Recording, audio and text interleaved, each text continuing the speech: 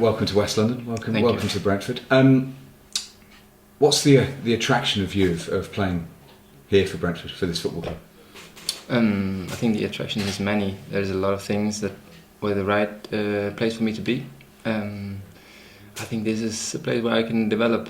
I'm in my mid-20s and I'm tired of having used 1 year mostly on the bench, and 6 games was too less for me, and I think now it's time for me to start playing again, and there was the right platform also in terms of like the professional setup here.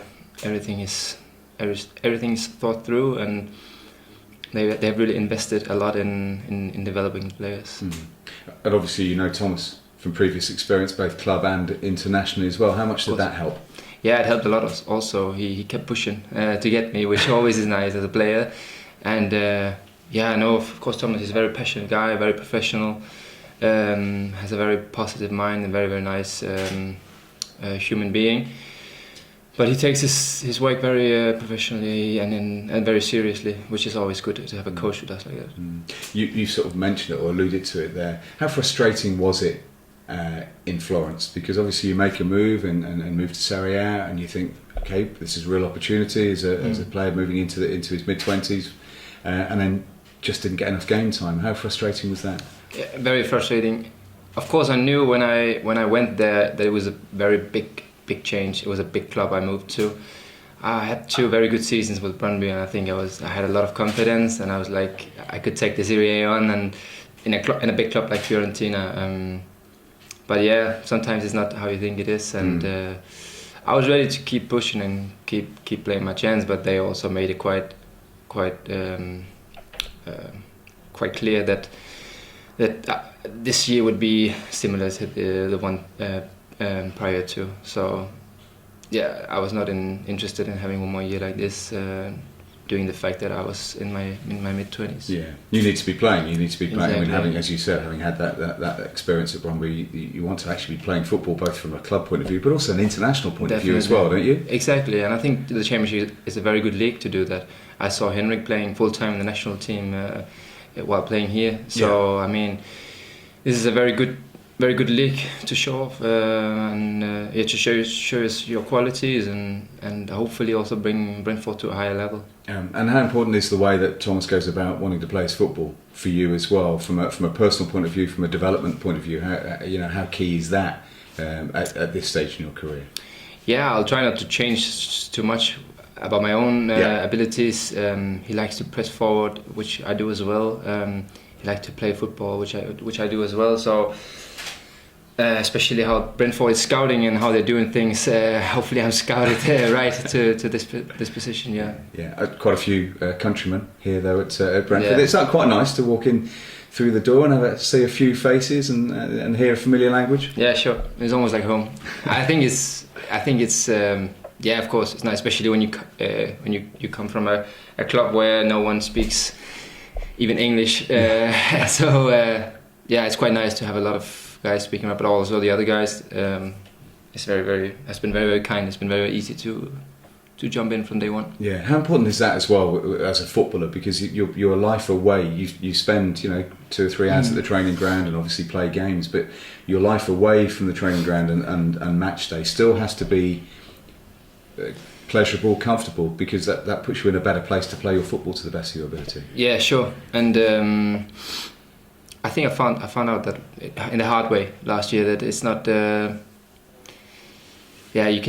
You can for some time sit around alone and not speak with too many people, but it gets boring. You thing about me, when I'm not speaking with people, I start to think. I start to turn it around, and then I start to have conversations with myself, and I start overthink things, and which is not good for me. I'm a guy who likes to socialize and speak with people, which makes it easier. Also, that English is, of course, is a language that we find more easy in Denmark, and so even though if there wouldn't have been any Danish players, I would still be able to communicate with people, which is quite the advantage.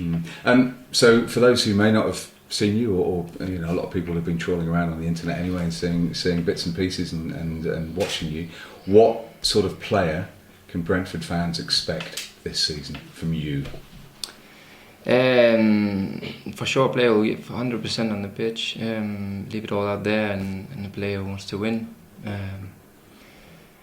I know it's not always pretty in this league, especially. But I think for my 2 strongest seasons, I was better without the ball than with. So that's some of the attributes I would like to give in. Making the pressure better, even conquer even more balls in the team. And hopefully, using my abilities as a passer as well to play a lot of vertical passes up in the pitch. We'll see how it all turns out, but hopefully just raising the quality in the squad. And there is a sense of ambition here at Brentford. Obviously, as you say, it's a championship club at the moment, but a new stadium next year. There's been opportunities maybe to get close to the playoffs, one opportunity in the playoffs. Did you get a sense that this is a club that could push on, that there is ambition, that the Premier League is a possibility? Is that another part of the attraction? Definitely. That's also one of the parts why I signed here, because they really have ambitions to go up. It might not be this year, it might not be next year, you don't know, but as long as you keep believing in it and you keep working towards it, I think we already do it now in the preseason, working towards being a very, very fit team. And it's a tight league. Everyone can do it, I think. So why shouldn't we do it? Yeah, and just you personally then, what do you do away from football? How do you relax? By the sound of it, you like to spend time socialising with people. I have my fiancée, which is not always here. She's working in Denmark as well, so I like to play golf a lot, but haven't really found a partner down in Italy. So I'm already searching here in the club for eventual players. Not many golfers? Yeah, there is here. Right. Finally, I found a club. That's also one of the reasons why I signed here.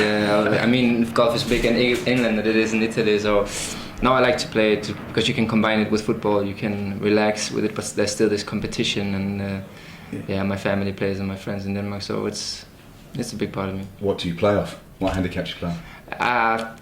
They call me cheater down back home, but I think I'm down at around 15, 16, so it's decent. Yeah, I like to go lower. There's a few golf courses not actually within sort of walking distance almost of here. Have you checked a few out already? Yeah, but mostly on my phone. I haven't checked it out. I've been too tired to play at the moment. And that's the problem with pre-season, isn't it? It's very busy. This is where, I mean, do you enjoy pre-season, or is it just something that you've got to go through those hard yards, haven't you, to get ready for the campaign? Yeah, especially this pre-season is different because you also need to get to know everyone. And there's a lot of mental overload in this period for me. But I kind of enjoying being tired and just working from 8 to 4 o'clock and then going home and sleep and eat and just repeat that for a certain amount of time. And we all know there's a reason for it. And when we start up the 3rd of August, we're ready for it, I'm sure.